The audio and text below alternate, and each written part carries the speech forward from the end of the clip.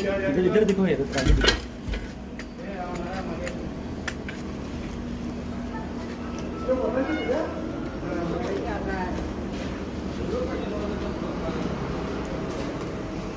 छोटंसं जरी साहित्य असलं साप तशा प्रकारे अडकून राहतोय तर 2-3 गोष्टी निरीक्षण तुम्ही करण्यासारख्या होत्या।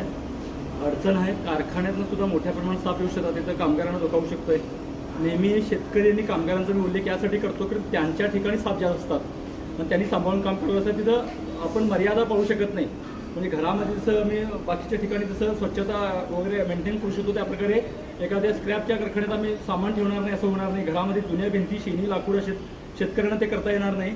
आणि वाईट घटना घडली नाही। मी बेळगावमध्ये राहतो, बेळगाव परिसरात कारखान्याच्या इथं कामगारांवर साप चावलेली घटना घडली नाही, हे पण आम्ही पॉझिटिव्ह घेणं गरजेचं आहे। म्हणजे आपल्याजवळ साप आहेत, आपल्याबरोबर ते घरात कामाच्या ठिकाणी कारखाना असू दे शेती असू दे साप आहेत।